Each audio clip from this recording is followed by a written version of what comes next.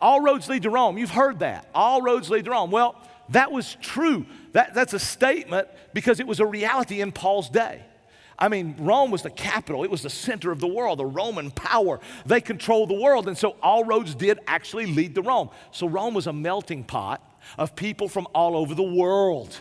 I mean, they were just a huge melting pot, and as every church should, the church in Rome reflected the racial, ethnic, socio-economic demographic of the community. And that's a good thing. But here's what generally happens.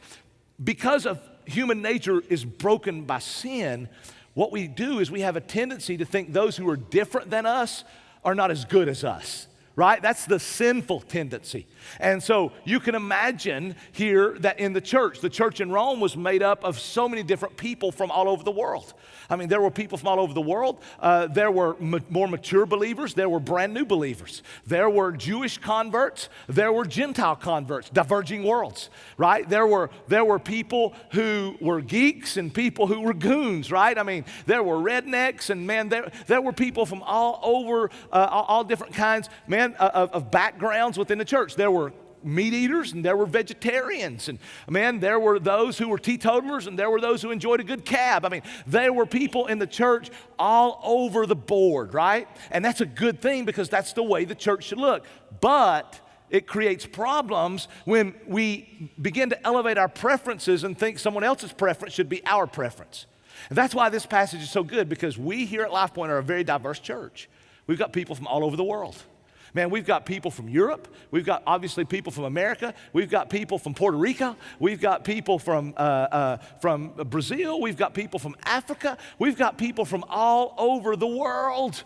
We've got different languages. Man, we got people from different backgrounds. We've got athletes and we've got math people. We've got, we've got people who are carnivores like me. We've got vegetarians. We've got Democrats. We've got Republicans. Man, we've got people from all kind of different denominational backgrounds. I mean, some of you grew up having communion. We've got people from Catholic, people from Church of Christ background. Those backgrounds generally have communion every week. We, don't do communion every week.